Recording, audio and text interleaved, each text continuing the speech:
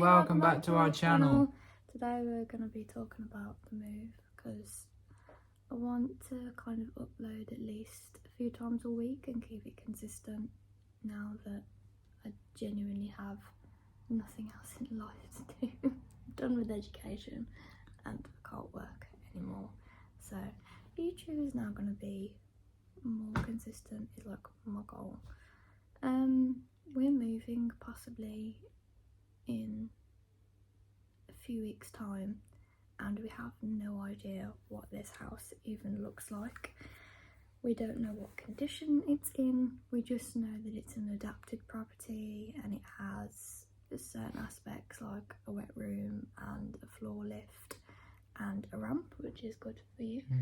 It's like Married at First Sight but with a house. Yeah, basically, like we've packed an entire house. Maybe they should do that. Like move into a house without seeing it, but that's a reality show. That would be a cool idea. Do it. Sponsor us. We'll do it. We'll move into random houses for money. Do it. Do it. Every 6 months, just move. Yeah.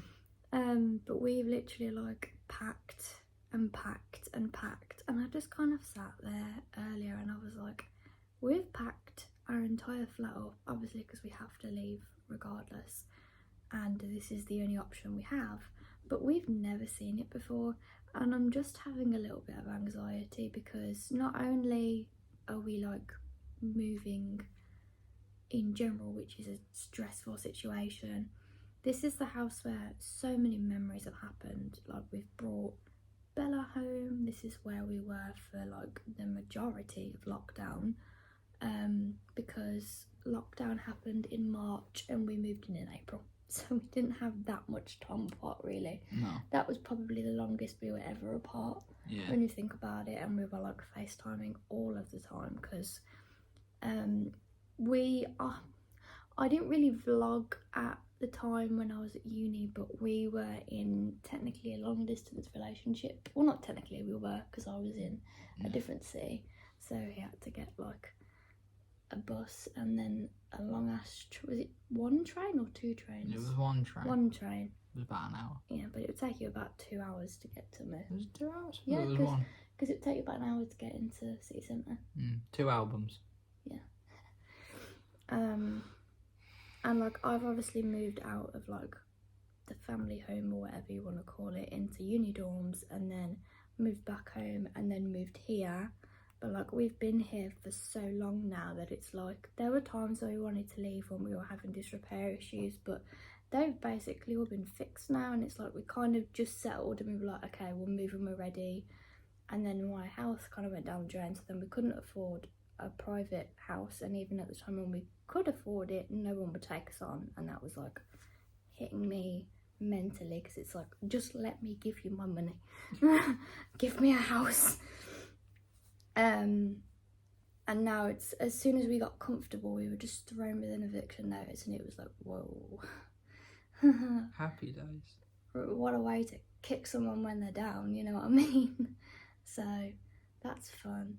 And it's just like, if anyone else has been in this situation where they know they're going to move somewhere where they've never seen it before, then DM us or comment in the comment section, because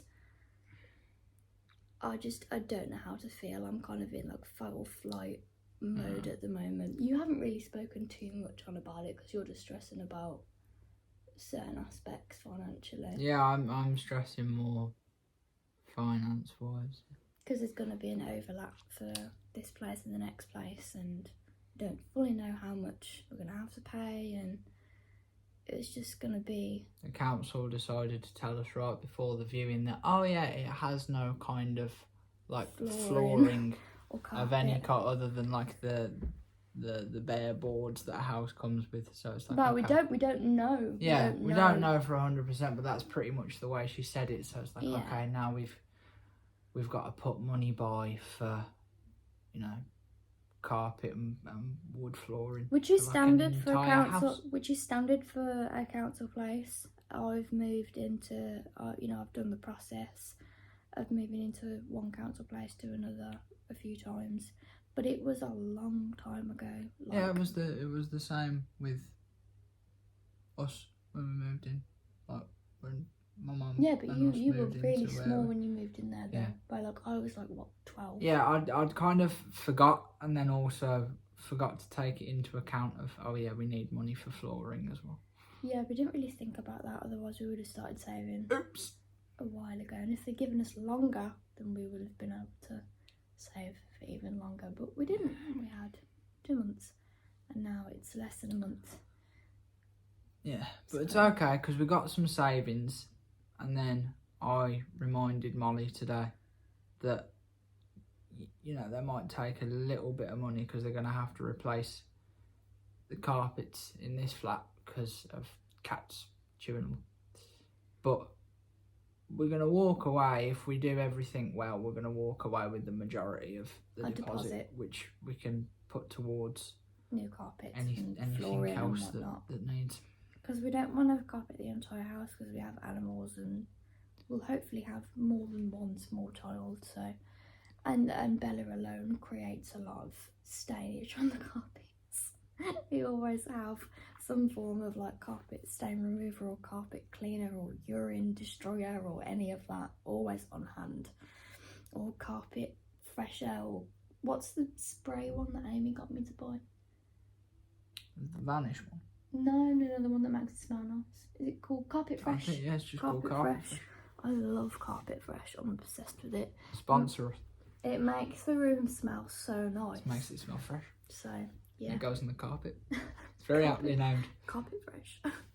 So, yeah.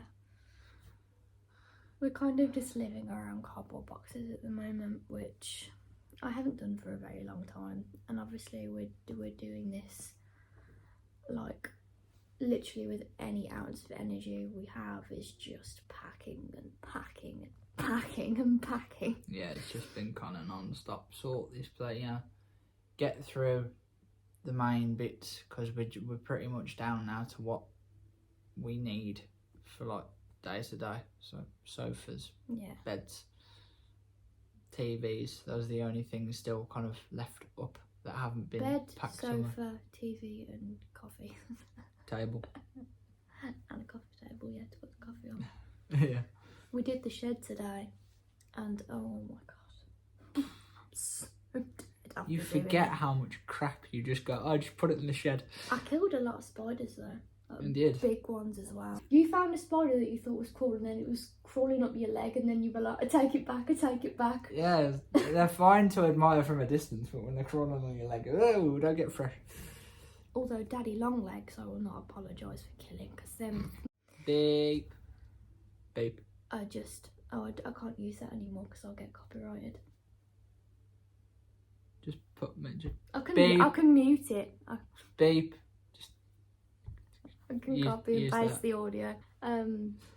How do we feel about Jeremy's brand new blues top that he got today as well? What? Thought I heard Bella. No, she's sound asleep. Yes. It is Jeremy's 22nd birthday. You're feeling fine. I'm in my Taylor Swift era, come at me. So we're now both 22 Yeah. until I turn 23 in like 2 months. Hold on. Oh yeah, he also got his lucky number on the back, which is the same as Mbappe, who he absolutely... Can they see it? I don't know how, how in the shot. It's backwards though, because it's like a reflection. Everybody like learn to read backwards right now. It says Bridgman on the back. And number 7. So That was just always my number for sports, like wheelchair football, wheelchair basketball. Yeah. So yeah.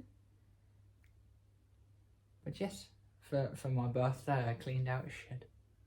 Well, I cleaned out the shed and then handed you cardboard to rip out. I was rip up. I was cardboard rippy man. Because I ain't got the hand strength for that. I didn't even necessarily grab stuff. I just got the broom and just pulled it towards me.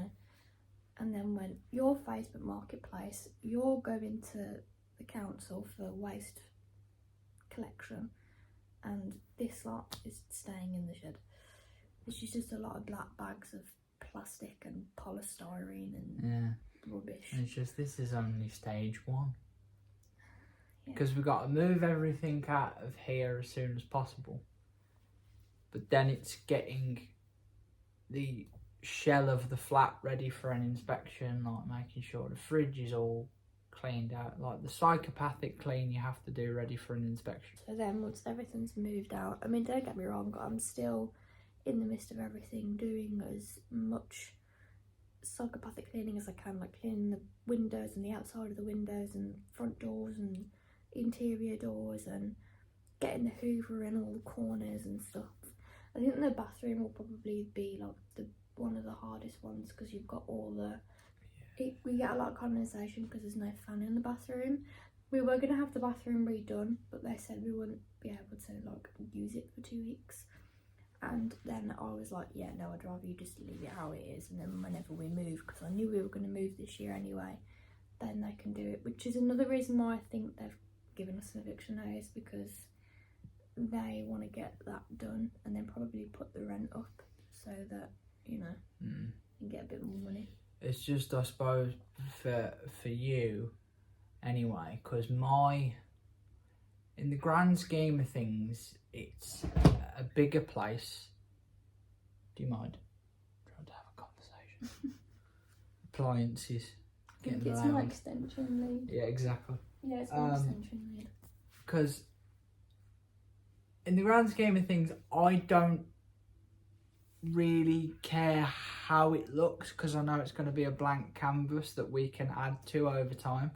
My thing is, it's a bigger space, which is what we wanted, with more storage, because it will have an attic, so the place won't be so cluttered, because we have a lot of things to be housed in just a flat. So our house is going to be much better. My only point of worry is where exactly the lift is. Yeah, we don't know where it is. We don't know if it's has to go from one room to the other. And what we really don't want in the grand scheme of things is for it to go into our bedroom, because that sort of begs the question, how much room is then left in the bedroom? Yeah. Because you've got to keep, obviously, that area that the lift is and how far the door opens out clear of things, otherwise you can't use the lift. And does that mean, you know, a double bed necessarily wouldn't fit in that room? And if so, you know, can we not use that room, and then that have to be Bella's and baby number 2's room? But can that work? Because if I have to use it to come up in the lift, I'm then going to be disturbing Bella and baby number 2. And I've never had a lift around Bella before, or a newborn before. Yeah. So am I gonna... I'm not pregnant, by the way. If this is one of the first videos you've seen, we're planning to get pregnant. I apologise. Next year. You can blur out anything if you've... No, it's fine. We are planning a second baby, but I'm not currently pregnant. But yeah, lift is my own... Well, not my concern. It sounds a little bit selfish when I say it like that, but I just hope that it won't impede any space, because if we have to share a single bed... That's not going to happen. Oh my goodness. That's not going to happen. But where you're coming from, of course, you know, you spent forever kind of trying to scope out the right place for us to be and weighing up, you know, this house is good, but the kitchen's too small, and the kitchen's right in this one, but the main windows are too small. I want more natural light. And you have a very clear idea of what kind of meets your, okay, this is a house I want to live in. And you haven't seen this one yet, and you're not going to see it till the day we pretty much basically at this point, a lot of, like, we're not going to know for definite we've got it until the keys are in our hands, but everybody around the situation has basically said it's ours, it's ready to go, and we can get the keys on the viewing. But again, you don't know if there's any work to be done, then it will take an extra few weeks, and then we'll get the keys. But it's the fact that, yeah, you're not going to see it until we've basically got it, and then because of the short time frame, we've got no choice but to take it, no matter kind of what it looks like. I know that we'll have a big kitchen, because I've seen the inside of properties in the area, like Rightmove sales and stuff. Yeah. But I just hope in the grand scheme of things it ticks the the majority of your box. Of course, it won't tick all of them because we all have that fantasy house in our heads that unless we physically architect one from the foundation up, you never truly get. But I hope it ticks the majority of the boxes for you. I think it will tick most of the boxes. The only anxiety I have is if it has small windows, because we have quite big windows in this flat and I've always had big windows. And because I deal with like claustrophobia, for example, as soon as this video is like done and filmed, the blinds go up, the window goes open, because I can't deal with like being right next to an enclosed space. And if the windows are really tiny, then that's gonna affect me a little bit. And if both the rooms are like really, but it was a 3-bedroom house originally, so I have a feeling that the rooms must be a decent size. If the kitchen's big and the floor plan on the bottom is big, then it will be big at the top. So my feeling is, because it's an adapted house, all the rooms surely must be a decent size. Yeah. In order to be able to get a wheelchair. Doorways. In order to get a wheelchair in all the rooms, because it's advertised to people with disabilities, people with wheelchairs. So all the rooms must be sizable by pure logic in order to, chair must be able to fit in every room of house. So but we shall see. Yeah, we've been talking for a while now, so we'll leave you there on that one. That's where we're at the moment. We won't know yet. When we do know, we'll update you. Tomorrow's video should be interesting because I have my PIP face-to-face assessment, and I'm just hoping I don't say the wrong thing or say something stupid, because I don't want them to think, oh, there's this young woman that's like faking it. I'm not faking it. If I could get rid of my FND and still be working at my old job, which was a permanent contract, I had security in my job, then I would have done that easily. But yeah, so I can confirm she is 100% not faking it. That's disability approved, ladies and gents. From someone who uses a wheelchair. Yeah. And if you've had to put me in your wheelchair before. Someone who has PIP. Yeah. Not faking it. So it's not something I ever thought I would be even going in the process of doing ever. But here we are, and he's coming with me. So I feel like when Jamie advocates for me to professionals, it kind of helps, because whenever I've been there without him, it feels like I'm always not listened to. And because he's already in a wheelchair and very visibly disabled, it's like, wow, he's not exactly going to be saying it if it's not, I've noticed that most of the time when I go with you to stuff, I don't want to talk for you.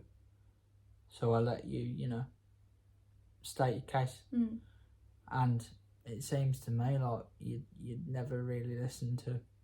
So it's like, what it was so important for me then at your neuropsychiatry appointment where you got diagnosed, to be like, okay, if you're gonna be, I don't want to call it sexist, but it certainly kind of flirts around the edges of sexism sometimes when I think about it, when you go to appointments or talk to anybody of like a medical professional standard.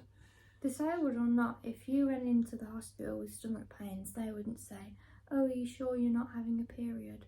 When's the last time you've had your period? But that's the first question. It's been a few weeks since my period. To be honest, I'm doing good. I'm rollerblading, wearing white shorts about the gaff, feeling good. I'm eating yogurts outside. All the adverts. But yeah, if it's like, okay, if you're not going, because sometimes I even just parrot what she says, and it just seems that they take more note of me. I don't know if it's because I'm a man. I don't know if it's because I'm disabled. I don't know if it's because I'm disabled and a man. Probably both. But for some reason, I'll sit there and say something, and he'll basically just copy what I've been saying, and then they'll pay more attention. Well, that was before my diagnosis, because the last time I went into hospital after my diagnosis, I did get treated a lot differently. It's because I give them my mean look. I give them my snarl. Yeah. But I wasn't. You went with me when I was in hospital. No, So, I was here with Bella, I assume. Yeah. Yeah. But yeah, we'll leave it at that. And we will update you next when we can. We'll probably film tomorrow morning and whatnot.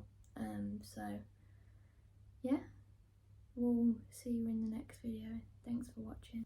Bye.